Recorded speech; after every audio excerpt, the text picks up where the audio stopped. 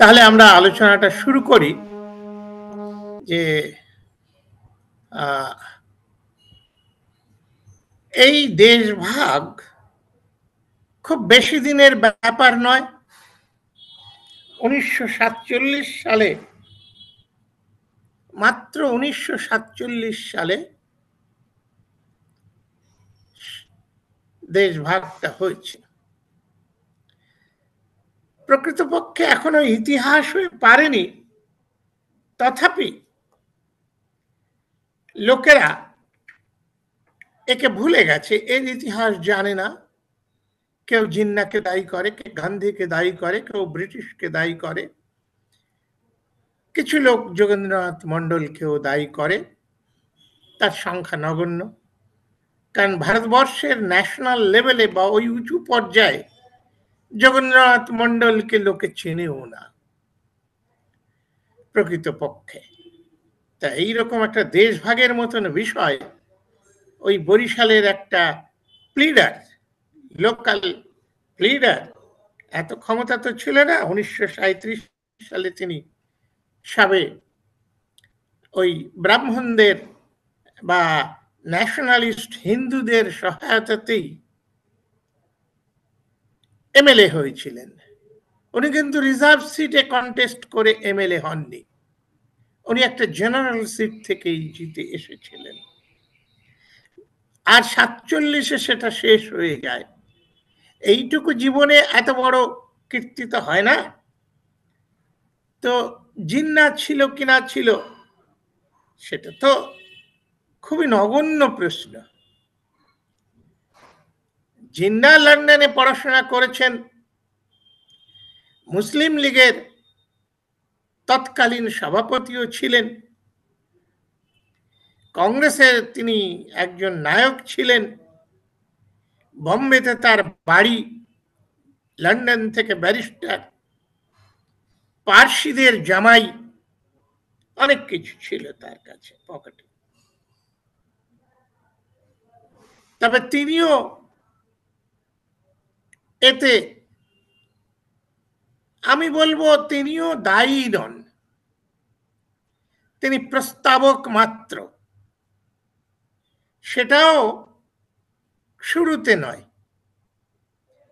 আমি বোধহয় এর আগের কথায় বলেছি, 1940 সালের 26শে মার্চ উনি লাহোরে প্রস্তাব করছেন যে আমাদের পূর্ব দিকে এবং পশ্চিম দিকে মুসলিম অধ্যুষিত এলাকায় সভরেন স্টেট তৈরি করে দিতে হবে। প্রস্তাবটা পাঠ করেছেন ফজলুল হক। সেদিন তিনি এই বাংলারই প্রধানমন্ত্রী। জিন্নার এর আগে কিন্তু এর বিরোধিতাই করেছেন, সেই জন্য চট করে ওনাকে বলা যাবে না যে এই উনি করছেন, কারণ এই বিষয়টা অনেক দিন ধরেই চলছে। সেটা শেষ পর্যন্ত একটা রূপ পাচ্ছে জিন্নার ওই প্রস্তাবের মধ্য দিয়ে।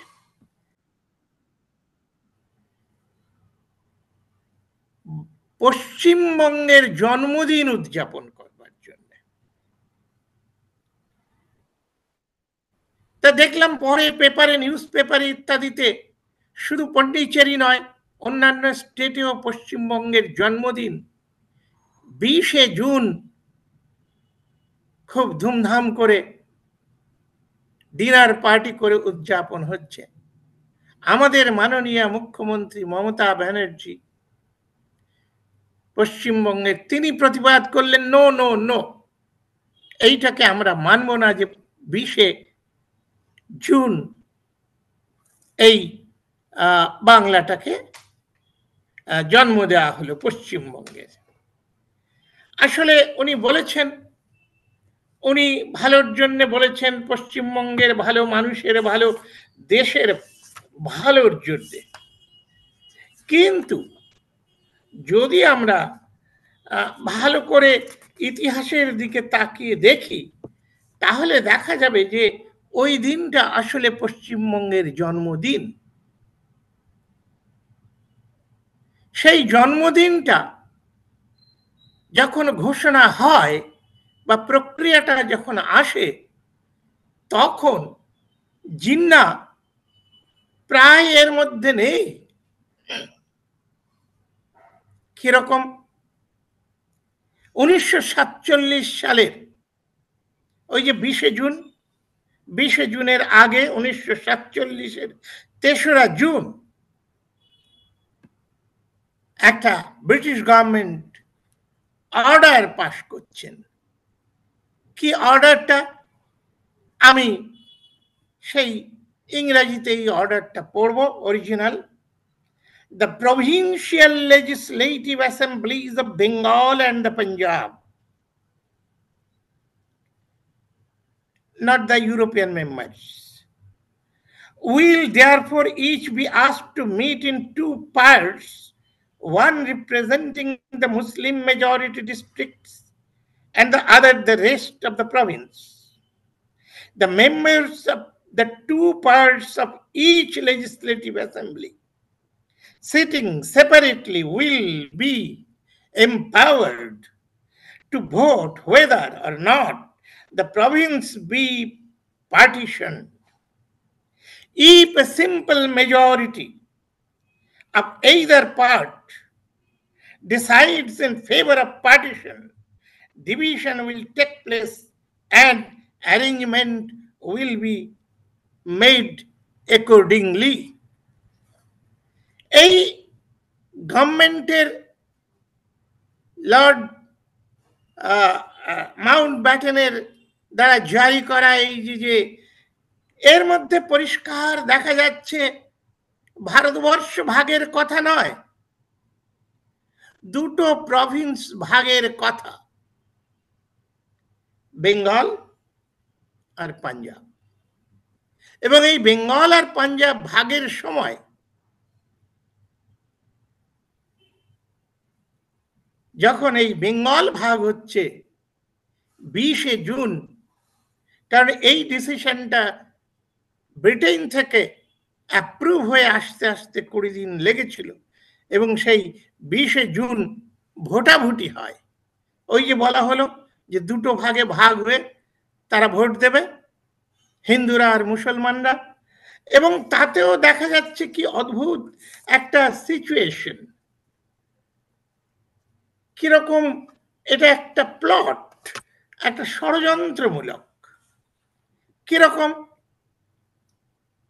দেখা গেল 50-50 ডিসিশন নেওয়া হবে বা 51-49 এরকম হওয়া উচিত, কিন্তু দেখা গেল যে মুসলিম মেজরিটি ডিস্ট্রিক্ট হচ্ছে 16টা,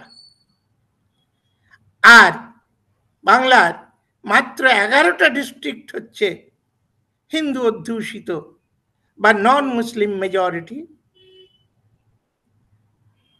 তাহলে 16/11 তাদের মধ্যে ডিভিশনটা হচ্ছে, 51-49-এর ব্যাপারটা আর নেই। আবার সেখানে যদি আমরা ওই ভোট কাদের কত ছিল সেটাও যদি দেখি, তখন দেখা যাবে যে ওইখানে মানে যে অঞ্চলে মুসলিম মেজরিটি, সেখানের ভোট নন মুসলিম মেজরিটি 11টা ডিস্ট্রিক্টের টোটাল লোক সংখ্যার থেকে 3 গুণ বেশি। কলকাতা ছাড়া যে 10টা ডিস্ট্রিক্ট আছে, হুগলি, বর্ধমান, বীরভূম, হাওড়া, খুলনা, 24 পরগনা, এই 10টা ডিস্ট্রিক্টের লোক সংখ্যা টোটাল 1911 সালের সেন্সাস অনুসারে দেখা যাচ্ছে, 1981 সেন্সাস অনুসারে দেখা যাচ্ছে মাত্র 5,02,400,000 জন। সেখানে যদি আমরা ওই বাকি 16টা ডিস্ট্রিক্টের দেখা যায়, তখন দেখা যাবে তাদের প্রধান 6টা ডিস্ট্রিক্টেই লোক সংখ্যা 15 কোটির ওপরে। তাহলে একদিকে 5 কোটির ভোট, আরেকদিকে 15 কোটির ভোট। তারপরেও বলা হচ্ছে যে এইখানে যে যারা ভোট দেবে তার মেজরিটি ইত্যাদির ব্যাপারটা নেই, ব্যাপারটা হচ্ছে যে কোনো একটা গ্রুপ যদি বলে, ওই ছোট গ্রুপটাও যদি বলে যে হ্যাঁ ইয়েস পার্টিশন, তাহলে ইয়েস পার্টিশন। এই যে অখণ্ড একটা দেশ, রাষ্ট্র, জাতি, ভাষা এবং কালচার ভিত্তিক, সেই এক্সিস্টিং রাষ্ট্রের বা রাজ্যের বা নেশনের স্ট্যাটাসকো মেনটেন করতে গেলে ওই দুদলের ভোট চাই। দুদলকে বলতে হবে যে হ্যাঁ আমরা দেশ ভাগ চাই না। কিন্তু এই হাজার হাজার বছরের শরণাতীত কাল থেকে আমরা কখনো জানি না যে বাংলা এরকম বিভক্ত ছিল। বরং জানি মুর্শিদ কুলি সিরাজউদ্দৌলার সময়, এটা কাছের ইতিহাস বলে আমি বলছি, আরো প্রাচীন কালে যাচ্ছি না, যে এইটা ঐক্যবদ্ধ একটা স্টেট, তার মধ্যে বিহার, উড়িষ্যা, আসাম সমস্ত জড়িত রয়েছে এই দেশটায়। ঢাকা থেকে, মুর্শিদাবাদ থেকে শাসন হচ্ছে। তো সেই দেশটা ভেঙে যাচ্ছে, তখন কিন্তু ওই মেজরিটির প্রশ্নটা আর থাকছে না। যেমন প্রথম একটা ধাপ দেখা যাক, এই ইতিহাসগুলো কেউ লেখেনি, এই ইতিহাসগুলো কেউ লেখেনি। প্রথম 1995 সালে লন্ডন থেকে বার করলেন একজন ঐতিহাসিক, লিওনার্ড গর্ডন। তার বইতে ভোটগুলো পর্যন্ত দেওয়া আছে, কারা কারা ভোট দিয়েছেন, কোন দিকে কে ভোট দিয়েছে। লিওনার্ড গর্ডন ছাড়া তৎকাল পর্যন্ত মিস্টার মেনন, যিনি ব্রিটিশদের সময় এই ব্যাপারে একজন বড় অফিসার ছিলেন, তিনি একটা পার্টিশন অফ ইন্ডিয়ার বই লিখেছিলেন। পরবর্তীকালে তিনি সরদার বল্লভভাই প্যাটেলের সেক্রেটারি হয়েছিলেন স্বাধীন ভারতে। একমাত্র আইসিএস ছাড়া যে অফিসার অত উচ্চ পর্যায়ে গেছিল, ভিপি মেনন। তো এই বইতে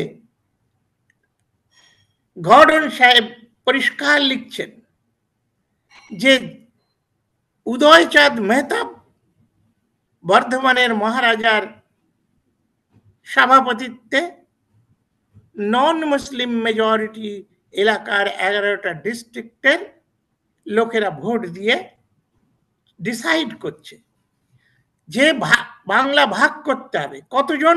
58টা ভোট বলছে যে ভাগ করতে হবে, 21টা ভোট বলছে যে না, ভাগ হবে না। কিন্তু মুসলিম মেজরিটি, অর্থাৎ ওই পূর্ব বাংলার দিকে যে 16টা ডিস্ট্রিক্ট রয়েছে, মেজরিটি লোকও রয়েছে, তারা 106-35টা ভোটে এটা নাকচ করছে, বলছে না, বাংলা ভাগ হবে না। 106 জন বলছে বাংলা ভাগ হবে না, আর 35টা ভোট বলছে যে বাংলা ভাগ হবে। ওই যে জিন্নার কথা যদি বলা হয় বা মুসলমানদের কথা যদি বলা হয়, এক ব্যক্তি তো বড় কথা নয়, তার জাতিসত্তা নিয়ে যদি কথা বলা যায়, তাহলে আরেকটা জিনিস এইখানে পরিষ্কারভাবে সমস্ত পাতায় পাতায় এগুলো দেওয়া আছে, বলা আছে। এই যে 21টা ভোট, যে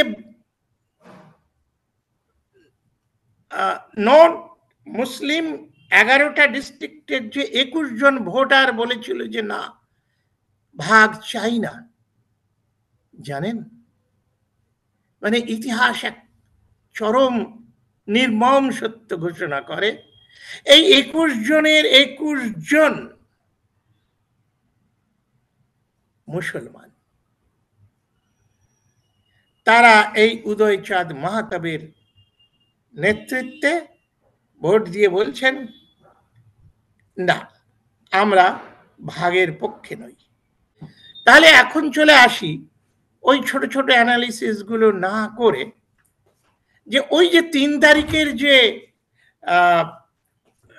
ডিসিশনটা লর্ড মাউন্টব্যাটেন ঘোষণা করছেন, মাউন্টব্যাটেনকে এই ডিসিশনটা ঘোষণা করতে বাধ্য করছে কে? বাধ্য করছে 3 জন ভারতবর্ষের ব্রাহ্মণ, একজন পণ্ডিত জওহরলাল নেহেরু, দ্বিতীয় জন ভিপি মেনন, যে মেননের নাম আমি আগে বললাম, আরেকজন হচ্ছে কৃষ্ণ মেনন, তিনি লন্ডনের কমিউনিস্ট পার্টির সদস্য। বলে if there was no Congress, এই নামের একটা বই, বইটা আমি দিয়েছি। তো এই বইতে লেখা হচ্ছে লর্ড মাউন্টব্যাটেন তার ড্রাফট তৈরি করে ফেলেছেন। 17ই মে তিনি এটা ঘোষণা করবেন। কি আছে তাতে? যে ইন্ডিয়া ডোমিনিয়ন স্ট্যাটাস হিসাবে স্বাধীনতা পাবে। দুজন, ওই যে যারা পাকিস্তান দাবি করে আর যারা হিন্দুস্তান দাবি করে, সে কমিউনিস্ট হোক, কংগ্রেস হোক আর মুসলিম লীগ হোক, সেটা হচ্ছে না, একসঙ্গে একটা দেশ হবে। এটা উনি ঠিক করে রেখেছেন 17ই। ওই গান্ধী মোদী যে বই লিখেছেন তাতে পরিষ্কার স্পষ্ট লেখা আছে। এই ইতিহাসটুকু একটু ঠারে ঠরে আমাদের অন্য ঐতিহাসিকরাও বলে গেছে যে নেহেরু অত্যন্ত মানে ক্রোধের সঙ্গে মাউন্টব্যাটেনকে প্রতিবাদ করেছিল, সুমিত সরকার। কি ঘটনায় হঠাৎ নেহেরু মাউন্টব্যাটেনকে চোখ রাঙিয়ে ধমকি দিতে পারে, সেটা এই বইতে গান্ধী মোদী লিখছেন। কি হয়েছিল? 10ই মে লর্ড মাউন্টব্যাটেন এদের 3 জনকে ডিনারে নিমন্ত্রণ করেছেন তার সিমলার সেই ভাইসরয়ের প্যালেসে। সেখানে যে স্বাভাবিক একটু ড্রিঙ্ক যেই বেশি হয়ে গেছে, অত বড় একজন অ্যাডমিনিস্ট্রেটর, ব্রিটিশ, ইংরেজ, তিনি এত বড় একটা ভুল করলেন। তার সেই সিক্রেট ফাইল সেই ড্রয়ার থেকে না, চেস্ট থেকে বার করে এনে, এগুলো বর্ণনা দেওয়া আছে এই বইতে, তিনি নেহেরুকে বললেন, এই দেখো 17 তারিখে আমি এইটা ডিক্লেয়ার করব। নেহেরু মিনিট 40 অত্যন্ত একাগ্রতার সঙ্গে পড়ে ওই সুমিত সরকার যেটা লিখেছেন সেইটা প্রায় গান্ধীও লিখছেন। নেহেরু একেবারে চিৎকার করে উঠেছেন, no, I do not accept this proposal. এই প্রপোজালটার নাম ছিল ডিকি বার্ড প্রপোজাল। এই ডিকি বার্ড প্রপোজাল আমি মানছি না। প্রথমে আমি মানার পরে, আমি তো একটা জাতীয় বিষয়ে আমি থাকা উচিত না? তারপরে উনি বলছেন কংগ্রেস এইটা মানবে না। তখন মাউন্টব্যাটেন বিপদে পড়ে গেছেন, কারণ তিনি টপ সিক্রেট বিষয় পাবলিককে দেখিয়ে ফেলেছেন। উনি আর কিছুই করতে পারছেন না, উনি চুপটি করে বসে গেলেন। তখন নেহেরু ওই ভিপি মেননকে ডিকটেশন দিলেন। সকাল পর্যন্ত ওরা ডিকটেশন নিয়ে তৈরি করে ফেলল। সকালবেলায় নেহেরু প্রতিবাদ দিলেন যে না, আমরা এটা মানব না, এবং ওই যে যেটা ড্রাফট উনি করেছিলেন সেই ড্রাফটে সমস্ত কংগ্রেসীদের সমর্থন চেয়ে নিলেন। গান্ধীজিকে সরিয়ে রাখা হলো, সাইড ট্র্যাক করে দেওয়া হলো।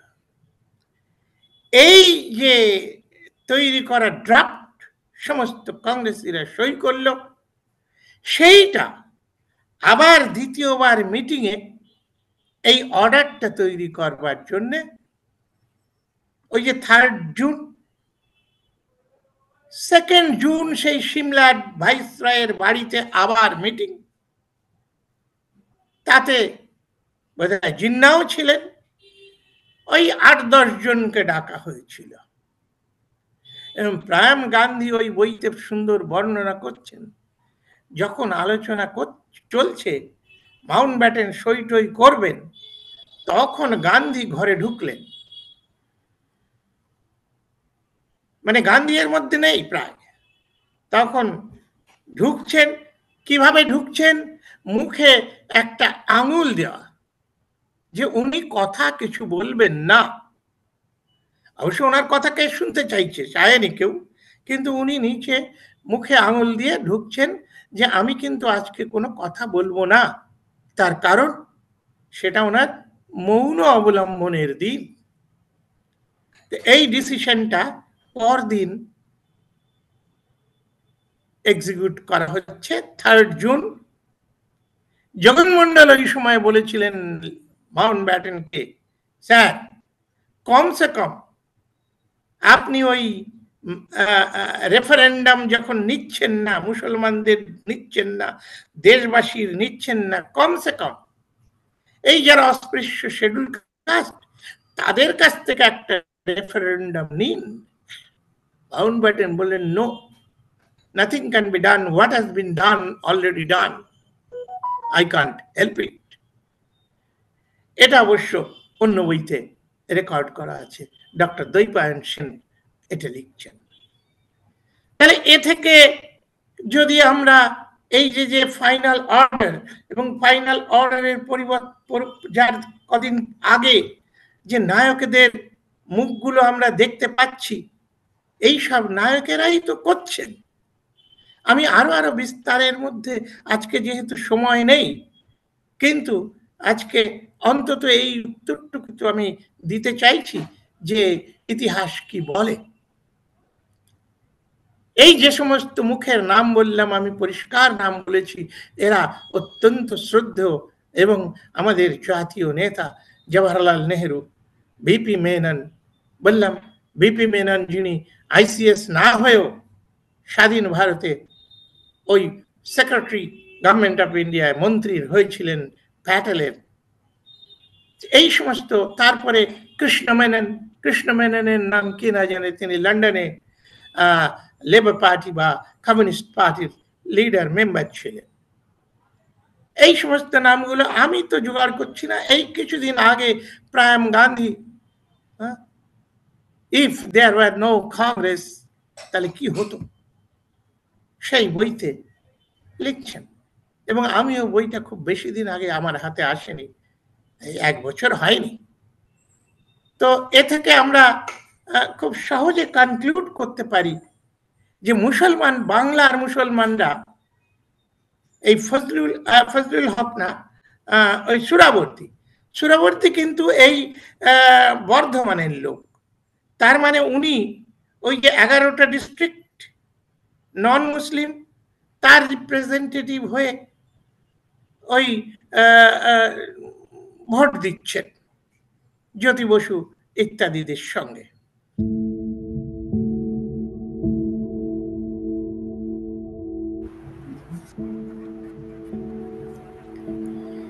তো কালকে আমরা মোটামুটি থেমেছিলাম ওইখানে যে ডিকি বার্ড স্কিম, যেটা লর্ড মাউন্টব্যাটেন 17ই মে ডিক্লেয়ার করবেন, সেটা 10ই May accidentally secret paper dinner টেবিলে প্লেস করে পাবলিক করে দিয়ে তিনজন বড় বড় ভারতবর্ষের জওহরলাল নেহরু, ভিপি মেনন and কৃষ্ণ মেনন, জওহরলাল নেহরু অত্যন্ত ক্রুদ্ধভাবে চ্যালেঞ্জ করলেন মাউন্ট ব্যাটেনকে যে no, I do not agree, ইত্যাদি ইত্যাদি। এ সমস্ত কথাগুলো তো বলেছি যে এই যে ডিকি বার্ড স্কিমটা বন্ধ হয়ে গেল, তারপরে সেই জুন মাসে এই মে মাসেই শেষ দিকে আরেকবার মহাত্মা গান্ধীও ছিলেন, যিনি তখন সাইফার হয়ে গেছেন এই বিষয়ে,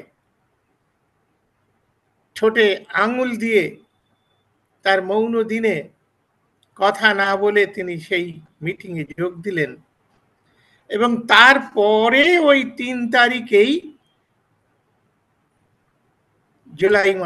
জুন মাসের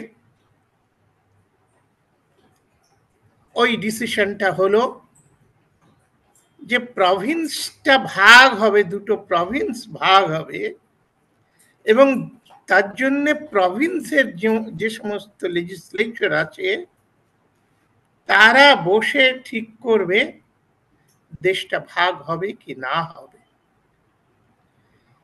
তাতে ওইটা আমি বলতে যাচ্ছিলাম তখন যে এই যে যে ডিসিশনটা হচ্ছে, একটু বলে রেখেছিলাম যে কত কত ভোটে কারা কারা কারা কারা কিভাবে তাতে হস্তক্ষেপ করছে এবং তাতে ওই দেখা যায় যে ভারতীয়রা তো ইতিহাসটা লিখে রাখেনি, গোপনে রেখেছে। এর আগের দিনের কথায় আমি বলেছিলাম পাকিস্তানে জিন্না তো ওই মিনারে পাকিস্তান বানিয়েছিলেন, কিন্তু ভারতবর্ষের এরা মিনার তো বানায়নি, বরং বিষয়গুলোকে গোপনে রেখেছেন। এর ক্রেডিটটা, এই দেশভাগের ক্রেডিটটা এরা কাঁধে নিতে ভয় পেয়েছেন। কখনো মন্ডল, কখনো গান্ধী, কখনো এ, কখনো ও, এই সমস্ত কথা বলে এদিক ওদিক করেছে। কিন্তু সেদিন শেষের দিকে এটুকু শুরু করেছিলাম বলতে যে শেষ পর্যন্ত ভিপি মেনন একটা ছোট্ট বই লিখেছিলেন, পার্টিশন অফ ইন্ডিয়া, আর বইটা যেটা এলো সেটা হচ্ছে লিওনার্ড গর্ডনের লন্ডন থেকে ছাপা। তাতে যে সমস্ত তত্ত্ব, তাতে ওই নামও দিয়েছেন তিনি। তাতে যা দিয়েছেন তার বাংলা করলে, আমার বইতে আমার বাংলা করা আছে যে এরপর অ্যাসেম্বলির সদস্যরা 2 দলে বিভক্ত হয়। অমুসলমানদের সভাপতিত্ব করেন ওই যে 11টা ডিস্ট্রিক্টের 5 কোটি লোকের প্রতিনিধি, তারা বর্ধমানের মহারাজার সভাপতিত্বে মিটিং করছেন। সেই মিটিংয়ে 58/21 ভোটে সিদ্ধান্ত গ্রহণ করা হলো যে দেশটা ভাগ হোক। এটা কিন্তু নন মুসলিম এলাকার যে সমস্ত সদস্য, বর্ধমান, বাঁকুড়া, বীরভূম, হুগলি, কলকাতা, খুলনাও ছিল, তারা বলল এই দেশটাকে ভাগ করতে হবে। তার ভোটের সংখ্যা 58/21। আর মজার ব্যাপার, এই 21 জন যে ভোট দিল বিরুদ্ধে, এই 21 জনেরই কিন্তু 21 জন মুসলমান। একজন মুসলমানও এই পশ্চিমবঙ্গের দিকের বা ভারতের দিকের এদের কোন রকম ইনফ্লুয়েন্সে এসে ওই পার্টিশনের ফেভারে ভোটগুলো দেয়নি। আমি আমার বইতে ওই যে 11 জন মুসলমানের নাম দেওয়া আছে আমার বইতে, আমি খুব দ্রুত পড়ে যাই। আব্দুল আহমেদ,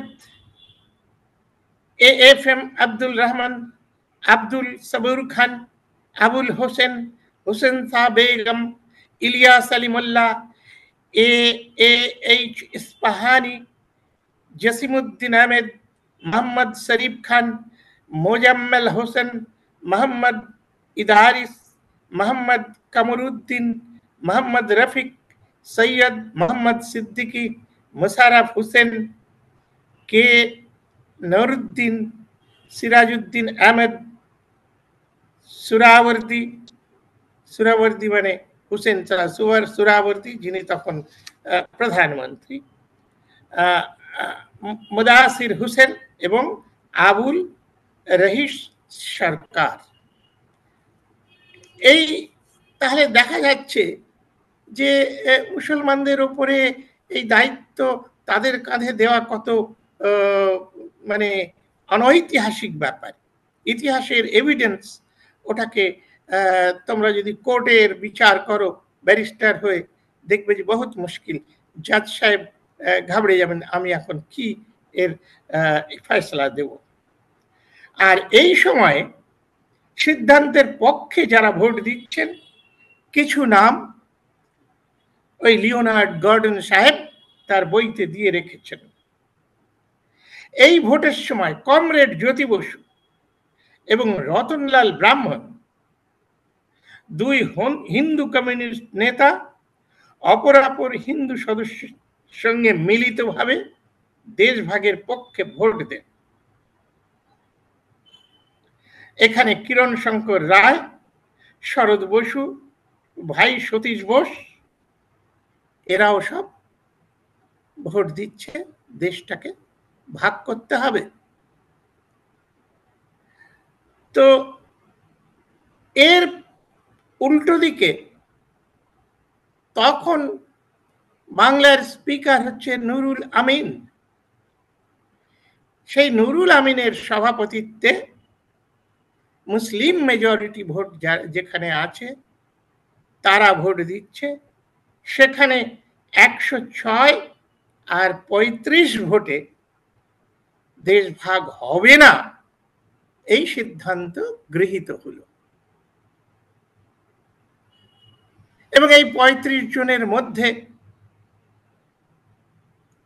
কিছু মুসলমানও ছিলেন যারা পক্ষে ভোট দিয়েছে, বেশিরভাগই ওই কংগ্রেসি এবং অন্যান্যরা। তপশিলি জাতিরও কিছু ছিল। আর মজার ব্যাপার, এর আগের দিনের কথায় বলেছিলাম যোগেনবাবু তো ভোটও দিতে আসেননি, তার ঘাড়ে কেন চাপাও রে বাবা। তো এই যে ভোট দেয়া হচ্ছে, এই যে 35 জনের মধ্যে কিন্তু যোগেন্দ্রনাথ মন্ডল নেই, তিনি তখন দিল্লিতে, ভোট দেননি। আরেকজন বড় মানুষ ভোট দেননি, যিনি ওই যে 1940 সালের 26শে মার্চ লাহোর কনফারেন্স থেকে জিন্নার প্রপোজালটা পড়েছিলেন, আমাদের শেরি বেঙ্গল ফজলুল হক, তখন তিনি প্রধানমন্ত্রী। তিনি সেই বয়ান পড়েছিলেন বটে, পরে বলেছেন আমি এর মধ্যে নেই। যার জন্য ওনাকে, অত বড় নেতাকে, উনি শুধু বাংলার নেতা ছিলেন না, উনি আর অনেক বড় নেতা ছিলেন। 1915-16 সালে উনি মুসলিম লীগের সভাপতি ভারতবর্ষের। 17-18 সালে উনি কংগ্রেসের জেনারেল সেক্রেটারি সাইমালটেনিয়াসলি। এবং তখন জওহরলাল নেহরু ওনার পলিটিক্যাল অ্যাডভাইজার, এত বড় নেতা। তিনিও কিন্তু এই ভোটের সময় আর ভোট দেননি, তিনি তখন মুসলিম লীগ থেকে বিতাড়িত মানুষ। তাহলে এই যে এভিডেন্স গুলো রয়েছে তা থেকে আমরা একটু ভাবতে পারি বা ওই কনক্লুশনের দিকে যেতে পারি যে তাহলে কারা এই ভাগটা ত্বরান্বিত করছে। এবারে এটা তো গেল ভোটের ফলাফল, ভোটগুলো হচ্ছে। এখন এই ভোটের ফলে এর অব্যবহিত পরে বা পূর্ববর্তী সময় আমরা একটু রাজনীতির চলন বলনটা দেখে নিই, তাহলে আমরা দেখতে পারবো একটা অদ্ভুত অবস্থা যে 1946 সালের মার্চ মাসে নির্বাচন হচ্ছেন, সাধারণ নির্বাচন। ডক্টর আম্বেদকর তখন বোম্বে থেকে নির্বাচিত হবার কোনো অবস্থাতে নেই। উনি শেষ পর্যন্ত এসে এই বাংলা থেকে নির্বাচিত হচ্ছেন একজন কনস্টিটিউয়েন্ট অ্যাসেম্বলির মেম্বার। এখন এই যে মেম্বার হচ্ছেন, এই মেম্বারটা তাকে বানাচ্ছে কি পরিস্থিতি তখন দেশের।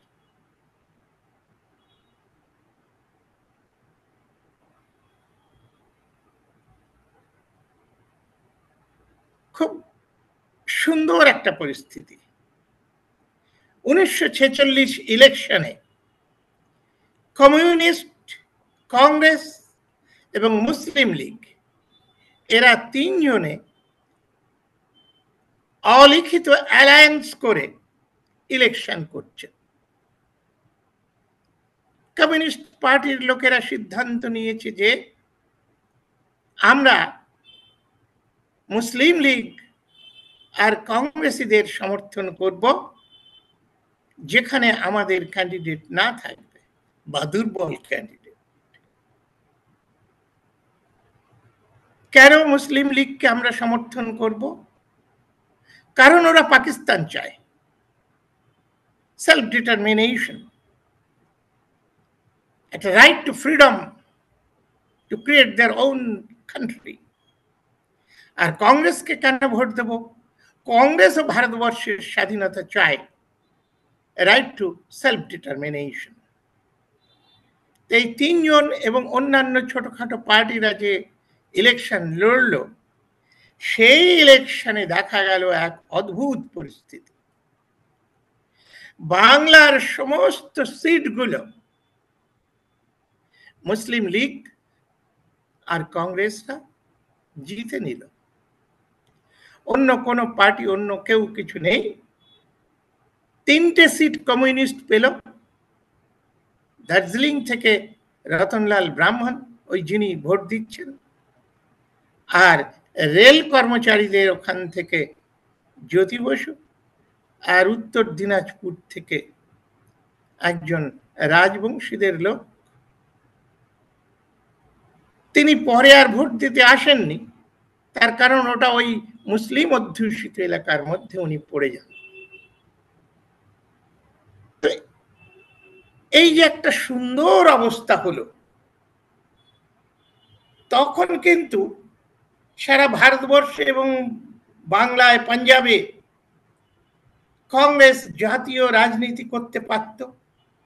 এই পার্টিশনের মধ্যে দাঙ্গা হাঙ্গামা না করতে পারত, কিন্তু কংগ্রেস তা করল না। বলল যে আমরা সরকার গঠন করব না।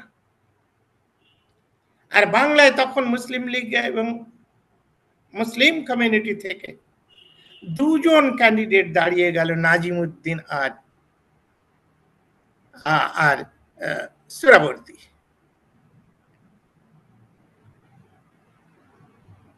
এখন এই সময় যোগেন্দ্রনাথ মন্ডল তার দেশকে বাঁচানোর জন্য, তার স্বজাতিকে বাঁচানোর জন্য এবং নিজের ক্যারিয়ার রক্ষা করবার জন্য তার যে নেতৃত্বের একটা প্রভাব, তা দিয়ে এক অদ্ভুত কাজ করলেন।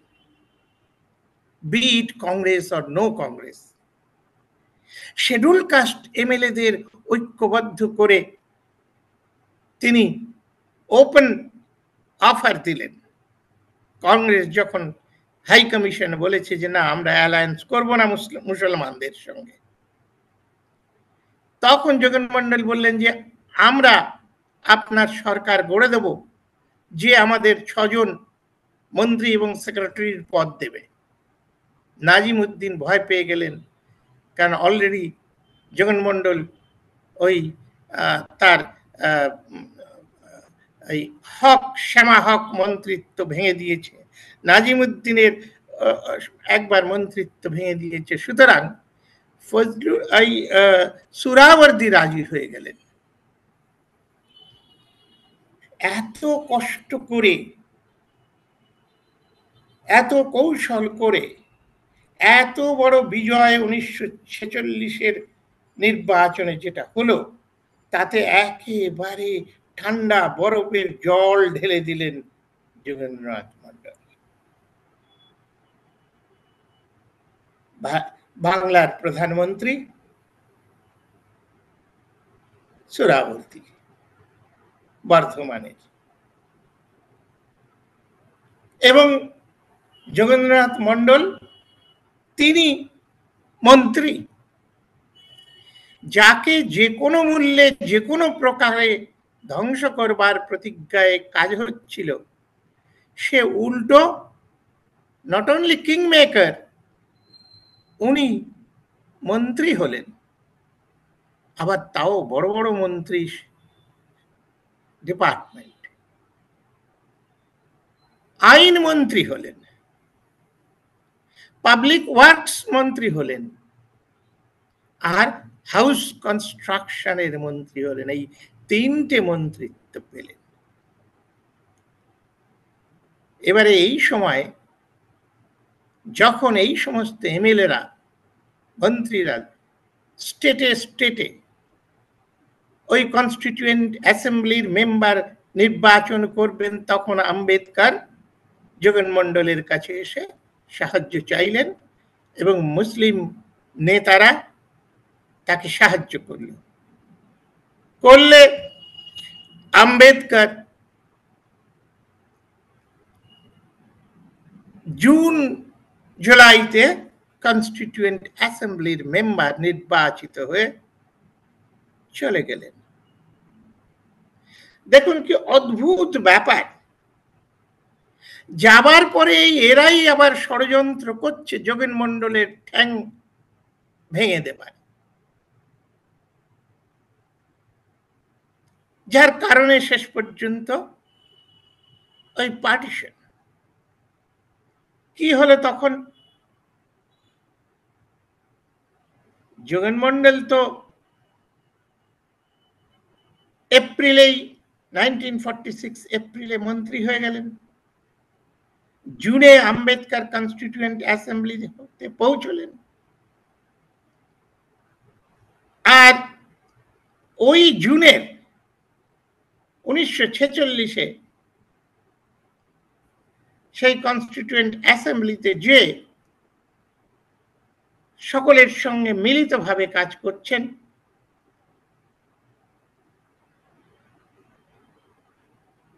কিন্তু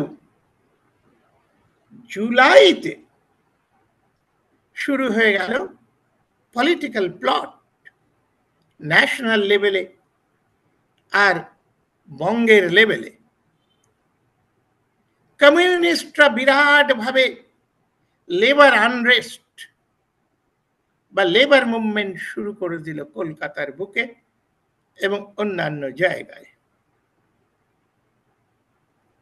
29 জুলাই এরা লেবার স্ট্রাইক করছে। আর কি করছে ভারতবর্ষ জুড়ে? তখন জিন্নাও সেই ট্র্যাপের মধ্যে একজন নির্মাতা কিংবা ট্র্যাপে পড়ে যাচ্ছেন, সেটা হলো উনি অগাস্টে, জুলাইয়ের পরের মাসে অগাস্টে ডাইরেক্ট অ্যাকশন ডে ঘোষণা করলেন যে ব্রিটিশ গভর্নমেন্ট তোমার ক্যাবিনেট মিশনের প্রস্তাবগুলো আমরা মেনে নিতে পারছি না, আমাদের পাকিস্তান দিতে হবে। আর এতে আম্বেদকর যোগ দিলেন, তিনি এটাকে সাপোর্ট করলেন। অ্যাজ এ রেজাল্ট আম্বেদকরের চেলা এবং তখনকার দিনের যে সমস্ত আম্বেদকরবাদী বঙ্গে ছিল, তারা ওই যোগেন মন্ডলকে বুঝিয়ে শুনিয়ে ওই ডাইরেক্ট অ্যাকশন ডেতে সেলিব্রেট করতে নিয়ে গেলেন। তখন মাস দুয়েক ধরে যোগেন মন্ডল অলরেডি পুনা প্যাক্টের বিরুদ্ধে সেপারেট ইলেক্টোরেট পাওয়ার জন্যে এবং স্বাধীনতা লাভের জন্যে খুলনা, বরিশাল, ফরিদপুর ইত্যাদিতে শয়ে শয়ে ছাত্র যুবকদের নিয়ে মিছিল করছেন। এই সময় উনি ওই ডাইরেক্ট অ্যাকশন ডে 16ই আগস্টে সেলিব্রেট করলেন। ব্যাস, এরা যেটা ভাবেনি, পলিটিক্যাল আন্দোলনটা শুরু হয়ে গেল রাইট, ক্যালকাটা কিলিং। অনেক লোক মরল। লোক কারা মরে? এই দলিত লোকেরাই মরে, এই গরিব মুসলমানরাই মরে। 4-5 হাজার লোক তো বলা হয় মরেছিল। এখন এর পুরো দোষ এবং দায়টা কিন্তু সোহরাওয়ার্দী আর যোগেন মন্ডলের ঘাড়ে চাপানো হলো। রাইট থেমে গেল, কিন্তু ওই অগাস্টের 16 তারিখ থেকে 3 দিনের রাইট থেমে যাবার পরে সেপ্টেম্বরে এর রেজাল্টটা পাওয়া গেল কি, অ্যাসেম্বলিতে হরিচরণ দত্ত, কংগ্রেস এমএলএ, তিনি সোহরাওয়ার্দীর মন্ত্রিসভার এগেনস্টে নো কনফিডেন্স মোশন আনলেন যে এই যোগেন মন্ডল আর সোহরাওয়ার্দী দলিত মুসলিম ইউনিটির মাধ্যমে এই দেশে গভর্নমেন্ট চলবে, এটা হতে পারে না, এটাকে নামাও ভাঙো। কিন্তু মজার বিষয়, এই নো কনফিডেন্স মোশন পক্ষে ছিল 83 ভোট আর বিরুদ্ধে ছিল 193 ভোট। আর এই 193 ভোট, এই বিরুদ্ধের মধ্যে তপশিলি জাতির বা স্পৃশ্যদের মাত্র 5টা ভোট ছিল, ইনক্লুডিং যোগেন্দ্রনাথ মন্ডল।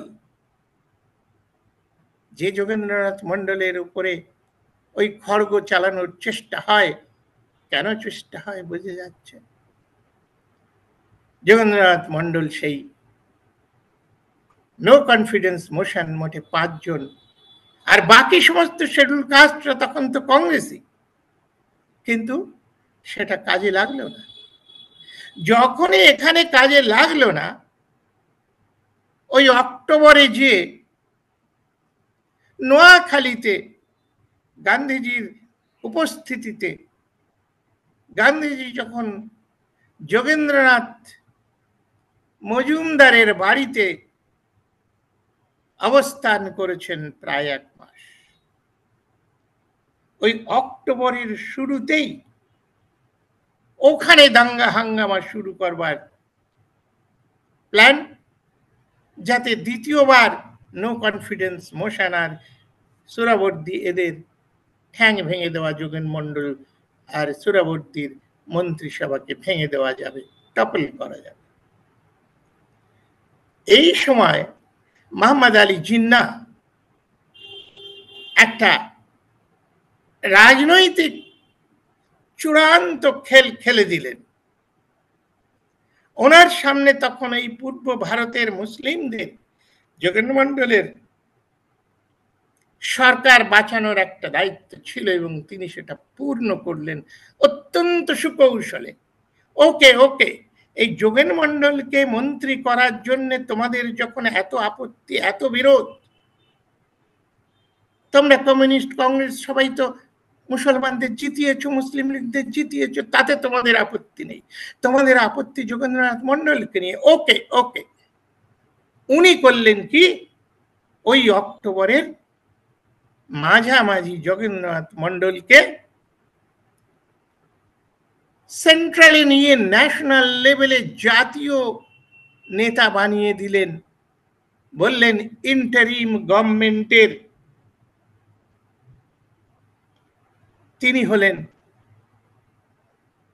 প্রথম ল মিনিস্টার, বা এই যে পরিপূর্ণ বড় একটা ভারতবর্ষ ইউনাইটেড, যেটা তখন বিজেপি বা ওই হিন্দুদের কথা ছিল অখণ্ড ভারত, সেই অখণ্ড ভারতের প্রথম আইনমন্ত্রী যোগেন মন্ডল হয়ে গেলেন। এখন এই হিন্দু ন্যাশনালিস্টদের মাথায় বজ্রাঘাত হলো, ওরে ভাই, ওকে তো আমরা বাংলায় সহ্য করছিলাম না, কিন্তু এখন তো দেখি একেবারে ভারতবর্ষ জুড়ে যোগেন্দ্রনাথ মন্ডল।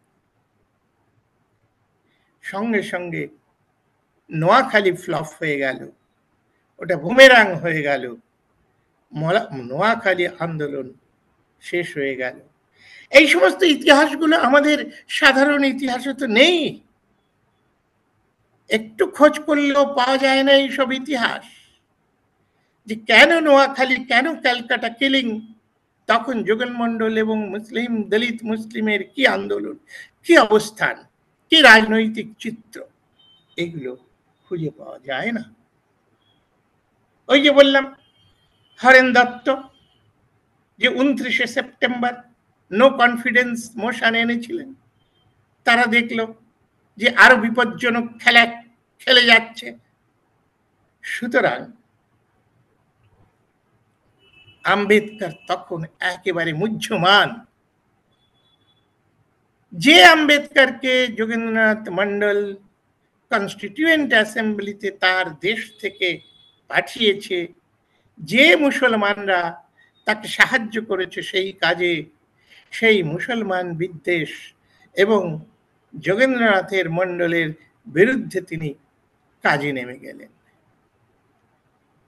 এবং চট করে মনে হবে আমি বোধহয় একটু বাড়াবাড়ি করে কথা বলছি, না, এই কথা ওনার জীবনীতে, তার জীবনীকার সুন্দর লিখেছেন। কি লিখছেন?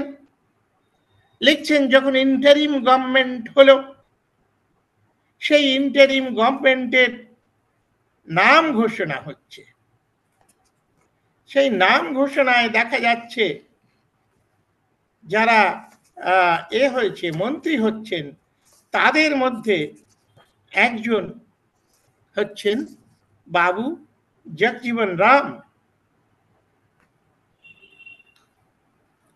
এটা হচ্ছে 24শে আগস্ট 1946। বাবু জগজীবন রাম, তাতে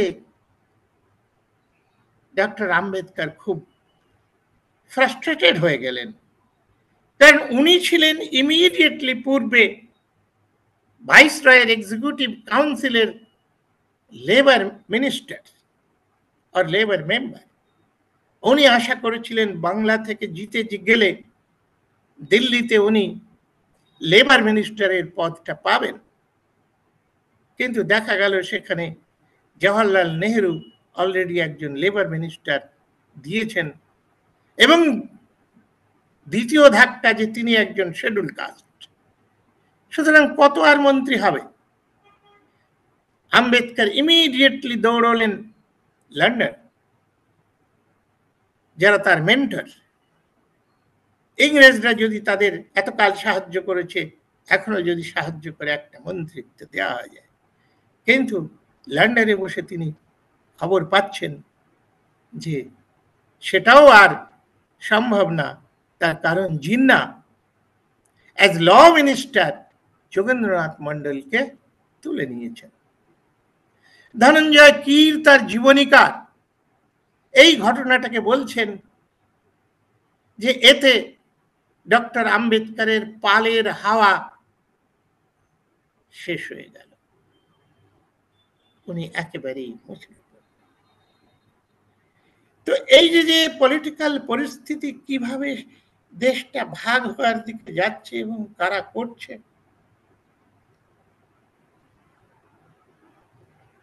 এবং এই যে পরিস্থিতি, এটাকে আমি একটু ভাষায় বলতে পারি, দাবার চাল আর জিন্নার সামনে আর যোগেন মন্ডলের সামনে এরা দিতে পারছে না। ওই জওহরলাল নেহেরু যে ওভালকে বলছেন, জিন্না এটা কি করলেন,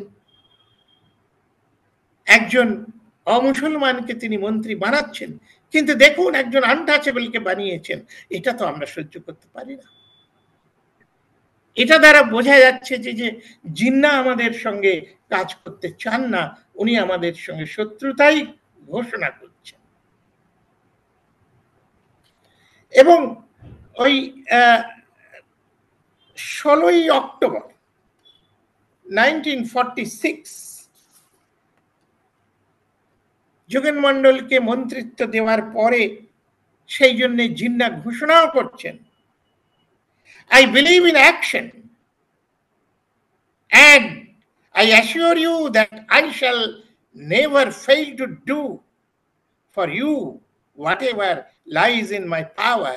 I am your friend and I shall always be your friend. এবং এই উত্তরেও যোগেন্দ্রনাথ মন্ডল 16 তারিখের অক্টোবর মাসে বলছেন যে an injustice was done to the scheduled castes by the British cabinet mission and the Congress has been undone by this act of Muslims. I am grateful to Mr. Jinnah for his offering a seat to the Scheduled Caste Federation out of Muslim League's quota. এই যে অবস্থা ধীরে ধীরে একেবারে যে আর গুটি চালাচালির অবস্থা দাবার কোটে নেই। আমার মনে পড়ে ছোটবেলায় এমনকি বড় অবস্থাতেও যখন লুডো খেলেছি, হেরে যাওয়ার পূর্ব মুহূর্তে যখন বোঝা যাচ্ছে যে ও জেতা যাবে না, আমরা লুডোর ওই লুডোটাকেই উল্টে দিতাম। এখন আমাদের দেশ নেতারাও যখন দেখছে যে যোগেন মন্ডল আর জিন্নার সঙ্গে এই দাবার গুটির চাল আর এগোনো যাচ্ছে না, চেকমাত ওরা করেই ফেলবে, সুতরাং দে এবার উল্টে দে। সেই উল্টে দিয়ে তারা ওই ভোটাভুটি করলো।